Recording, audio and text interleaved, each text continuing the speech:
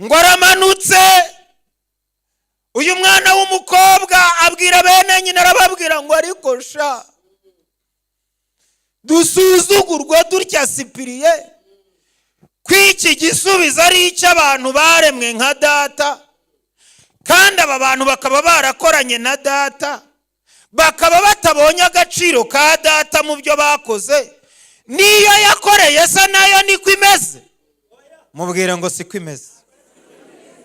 Ya yindi yadukoreye bya bindi ngo data na ba bandi bose baragenda, Selofehadi Bibiliya iravuga ngo aguma aho ngaho. Mose avuye ku musozi azana na Yosuwa, birarangira, reka ndekeraho birarangira. Ngo abantu bariyanduza ku rwego rukomeye, Selofehadi yanga kwiyanduza.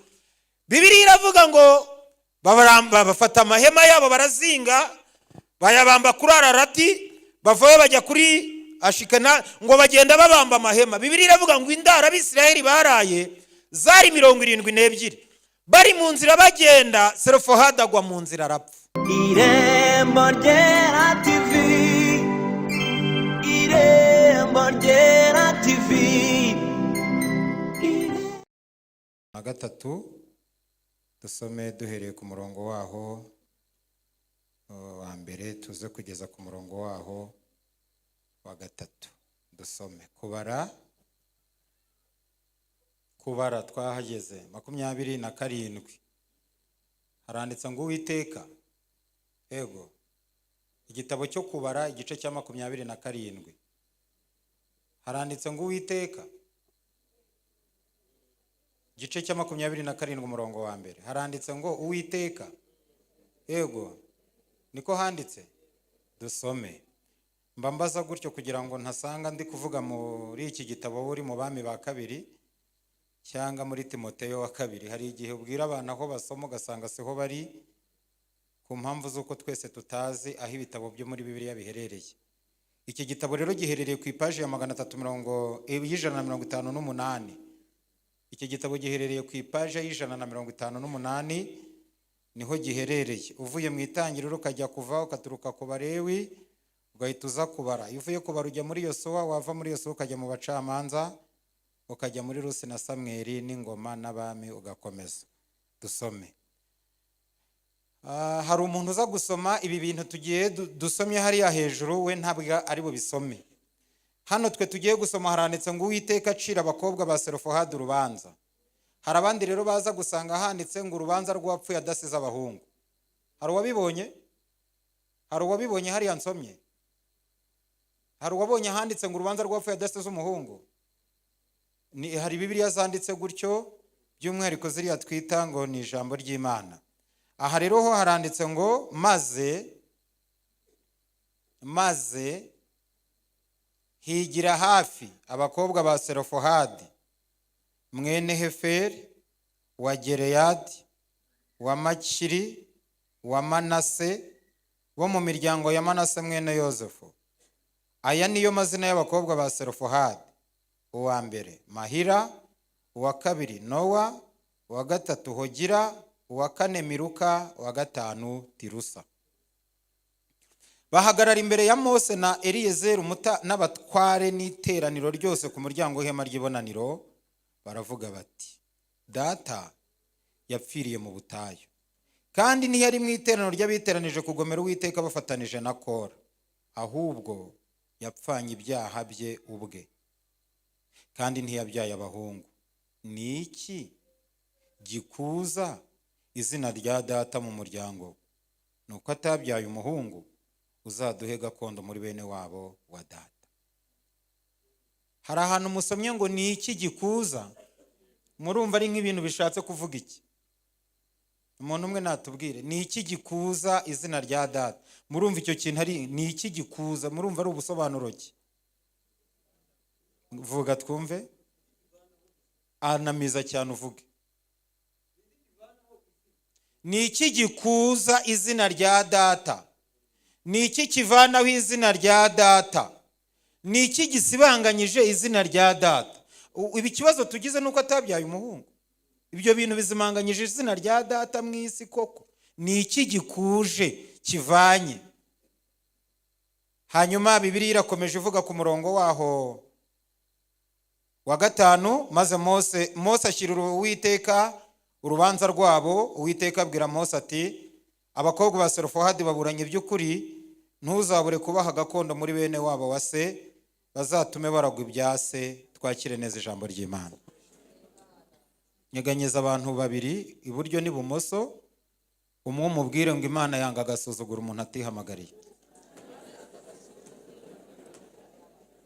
Ntabwo numva wabimubwiye. Imana yanga agasuzuguro, Imana yanga agasuzuguro. Hanyuma nagira ngo rero ntanga itangazo rivuga ngo nimba nta ruhare ubifitemo, ihangane. Imana yanga agasuzuguro. Dushobora guterana n'abantu bafite ubumuga busanzwe, apana mu mwuka. Hano twateranye n'umuntu ufite ubumuga bw'akaguru, wambaye n'urukweto rwabyo. Arahari? Urahari? Haguruka wumve ikintu Imana irimo ivuga kuri wowe.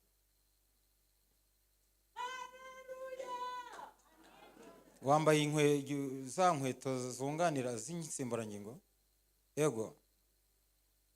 Ndi kumva umutima wanjye ufite ikintu cy'igikomere ntazi, ariko nkibaza ko nta kintu cyambabaje byagenze gute. Ijwi rikambwira ngo ni umuntu wicaye muri iri teraniro, ese ko hano hari abantu benshi Uwiteka ngo warihariye. Uriya muntu mureba afite umutima ubabaye, kandi ntashobora gusobanura ntashobora gutanga igisobanuro cy'umubabaro, ntabwo abyifite. Ariko muri aya materaniro Imana ifite gahunda yo kukuremera ku buryo ujya nka nyuma y'iminsi 3 dushoje tuvuye aha, abantu bazagira ngo wasaze kubera kwishima. Abantu bazagira ngo wasaze kubera kwishima. Imana irimo irakora impinduka mu mubiri wawe mu buryo bukomeye, kandi irimo irawukora aho utuye, aho uvuka. Imana irimo irakora ibintu bikomeye. Yiyicarire, uraza kubibonesha amaso. Umuntu ashobora kuza mu rusengero yambaye ingofero. Umuntu ashobora kuza mu rusengero yambaye ingofero ariko akayikuramo. Hari umukobwa ushobora kwambara ingofero bigakunda. Ndashaka uyu muntu ndimo numva we nawe arihariye, yaje yambaye ingofero, ni umukobwa, ayikuramo, arayifite, yaje yambaye, ni umukobwa. Ari he? Ngwino hano ya mwana.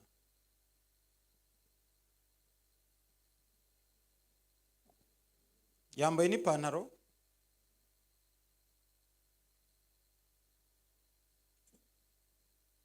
Ntabwo ari byiza gushyira kamera mu bantu. Nibi numvaga atari ngombwa kamera, si ibya kamera. Mwaba mumfashije. Fukama hano. Ingofero yawe iri? Urayifite? Fukama hano.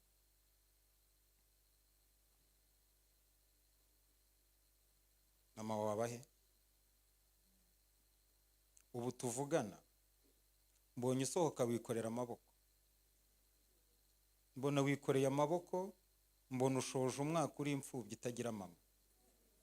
Ijwi rirambwira ngo abadayimoni bamaze iminsi baratatse umuryango wanyu mu rwego rukomeye. Bwa mbere baragushaka ntibakubona, mu minsi itambutse bari bakwiciye ku Isuzuki cyangwa kuri moto. Imana ikinga akaboko, irongera ikurindira mu kintu gisa n'ingando, ahantu hahurira abantu benshi, naho irongera irahakurindira. Irongera ikurindira ahantu mbasaba uruhushya ndikoreshe. Irongera ikurindira ahantu ku musarani, kuri tuwarete.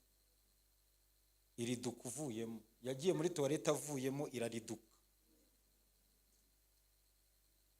Uyu munsi rero wa none tuvugana, wowe waje ubwira Imana ngo Mana, himba ko kukoreramo hariya nanjye unyiyereke.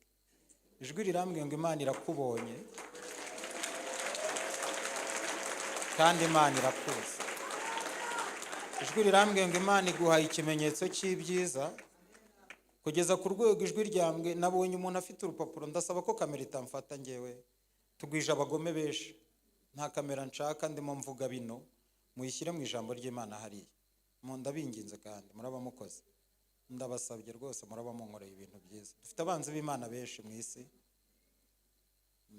Hanyuma ijwi ry'Imana rirambwira ngo nkubwire ngo kuko ariyo, nabonaga urupapuro rutukura ariko abantu baruhererekanya nka kuriya bavoka, bano bantu baburanira abantu. Ijwi rirambwira ngo uretse n'ibyo Imana ihagaze mu muryango iraburanye kandi irongeye iraburanye. Ikigeretse kuri ibyo ngo nk'uko umwavoka aburanira umuntu agatsinda, ngo niko Imana igutsindishirije ndetse n'icyaha cyawe kimaze iminsi gisirisimba imbere y'Imana ngo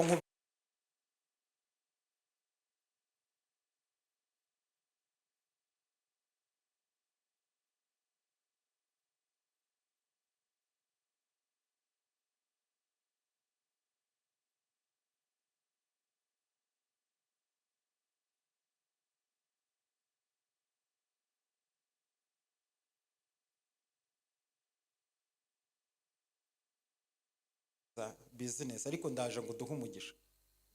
Uzi ko hano hari umuntu wazanye udufaranga tutari no mu 2020 ngo araje ngo Imana iduhe umugisha.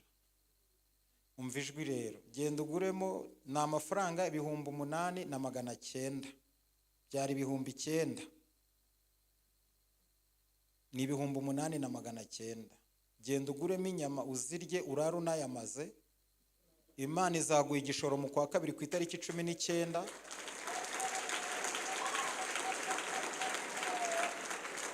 Uzabona kugira neza gukomeye ku Imana.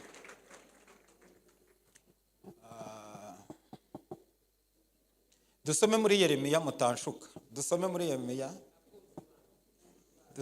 Yeremiya mutanshuka kandi naje kuvuga ijambo ry'Imana. Igice cy'3 umurongo wacyo wa mbere no wa 3 haranditse ngo ijambo ry'Uwiteka ryaje kuri Yeremiya ubwa kabiri agikingiraniwe mu gikari cy'inzu y'imbohe riti, uku niko Uwiteka avuga, ari ugira icyo akora, ari w'ikirema akagikomeza. Uwiteka niryo zina rye. Aravuga ati, ntabaza ndagutabara, nkwereka ibikomeye biruhije utamenya. Ngiye mvuka mu cyaro, iwacu ni ku Gisagara, mu karere ka Gisagara, mu murenge wa Ndawibagiwe, ariko ngira n'umurenge mvukamo n'uwa Kibirizi ndawibutse. Hanyuma mba mu kagari ka Duwani, nkaba mu mudugudu witwa Taba. Isibo zose ni kimwe, nta sibita b'ingenzi, nta yitaba ubutwari nimwe muri izo ntago nyibyibuka.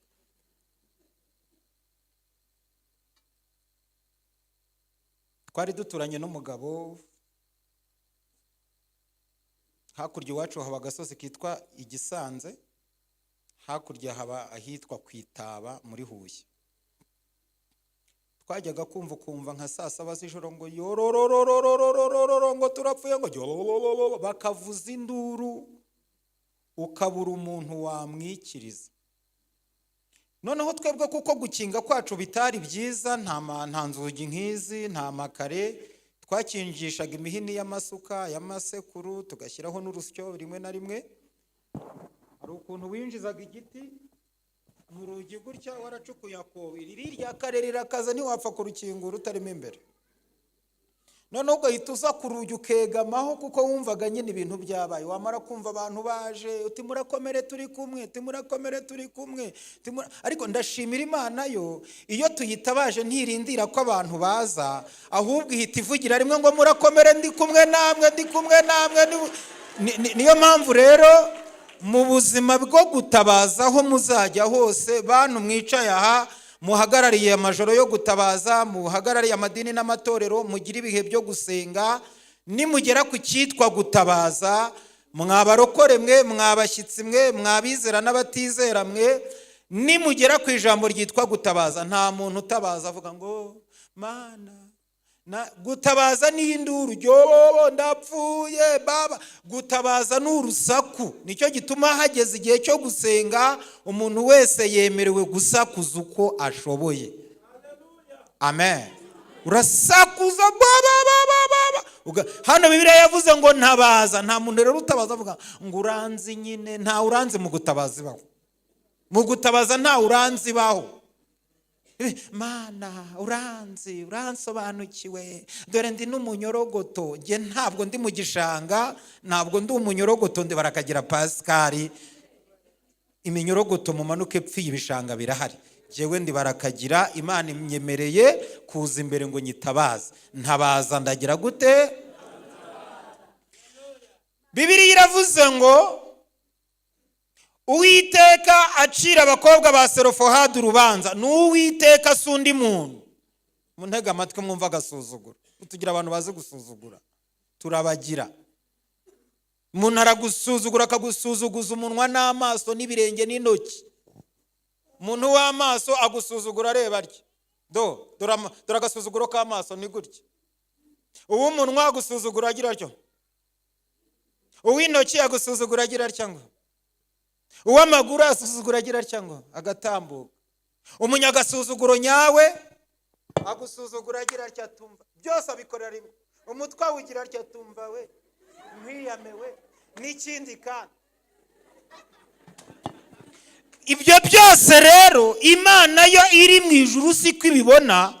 Bibiliya iravuga ngo yiravuga bikaba, yategeka. Amateka mureke tunayareke. Niko mvuge tuntu tubiri. Hambere aha uretse ko hamwe na hamwe mu bihugu bikikunda, nihagire n'unyumva nabi, muzanabimbwiriraho umugore wese ari by'umwihariko w'umunyarwanda ajya atura ituro ry'ishimwe. Hambere aha iyo wabyaraga umukobwa wabaga ntacyo ubyaye. By'umwihariko mu burasirazuba bwo hagati iwabo wa bano bakobwa dusomye hariya mu Barabu. Uyu mugabo witwa Selofohadi yarabyaye bwa mbere, imiryango ihana amatelegramu, irandikirana, ndatekereza ko icyo gihe telefone nta zari zihari, ariko kuko ariyo gihe turimo reka dukoreshe iyo mvugo, ariko mu by'ukuri icyo gihe nta zari zihari. Barandikirana, WhatsApp barazohereje, ariko nta zari zihari, nuko ari uko mbitekereje. Hanyuma bakavuga ngo yo barakagiye Selofohadi burya bari batwite mwihangane ntacyo yabyaye. Yabyaye umuntu bo bakavuga ko yagushije ishyano. Iyo wabyaraga umwana w'umukobwa babyitaga ko ari ishyano ryaguye. Selofohadi rero atwite abyaye abyara ishyano. Selofohadi mu rugo rwe nta muntu wigeze uhagera kuko ntacyo yabyaye, agasuzuguro. Atwise iya kabiri, abyaye umukobwa wa kabiri. Wenda siko mvuze niko nashakaga kuvuga, ariko siko mvuze. Abyara ishyano rya kabiri gusa siko mvuze. Abyara uwa gatatu umukobwa, abyara uwa kane umukobwa, abyara abakobwa batanu. Ngiye kuvuga ngo abyara amashyano 5 ariko sinabivuga. Ndumva ntatinyuka kuvuga ko Selofohadi ariko yabyaye amashyano 5. Ariko ikigaragara yabyaye abakobwa 5. Umva icyabaye. Muri aba bana bose ababyaye nta muntu n'umwe ubyemeye, ubikunze, ubishimye, nta mundu, nta musubirayo, nta nimwongo. Selofohadi arataha, ariko mu mateka akaba yarigeze igihe Data na Biramu bahindukiriraga imana z'ibigirwamana, babwira Selofohadi bati ngwino nawe. Arababwira ati Imana nabonye itwambika, mbona itandukanyije inyanja ndeba, mbona itugaburiye ibiryo ndeba, mbona idukurije mu myenda ndeba, mbona ikoze igitangaza ndeba. Ntabwo nayibangikanya, niba mugiye ngaho nimugende, ariko jyewe nzagumana na ya yindi yadukoreye bya bindi. Ngo Data na ba bandi bose baragenda. Selofohadi Bibiliya iravuga ngo aguma aho ngaho. Mose avuye ku musozi azana na Yosuwa, birarangira, reka ndekeraho birarangira. Ngo abantu bariyanduza ku rwego rukomeye, Selofohadi yanga kwiyanduza. Bibiliya iravuga ngo bafata amahema yabo barazinga bayabamba kuri Ararati, bavayo bajya kuri Ashikena, ngo bagenda babamba amahema. Bibiliya iravuga ngo indaro Abisirayeli baraye zari 72. Bari mu nzira bagenda, Selofehadi agwa mu nzira arapfuye mu muryango, ntacyo yabyaye kandi abakobwa be ni bakuru. Birazwi ko Selofehadi umujombye wese aramubwira ati pole sana, ubu wabuze naho uca ngo byara gahungu, pole sana, gasuzuguro. Ngo hanyura akanya Selofehadi amaze gupfa, umukuru w'umuryango arahaguruka. Turabashimira ko mwadutabaye, nyakwigendera yari mukuru wanjye, nitwa uko nguko, avuze izina rye.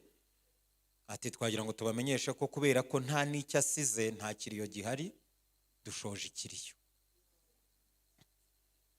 Ngo bahindukirana twana 5, barababwira ngo mwabukobwa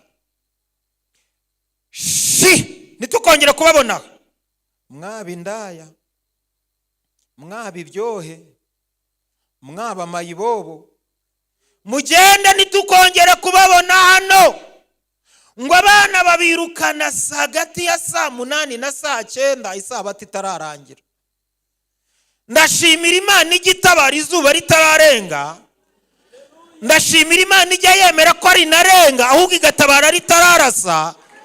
Aho umwanditsi yanditse ngo kuko umwami Imana izanabara, nicyo gituma ntamwara, niyo mpamvu nkomera, mu maso yanjye hakaba nk'urutare. Ngirira umuntu kwegere ngo bisa n'ibimwaje ariko ntibimwaje. Bisa n'ibimwaje ariko ntibimwaje.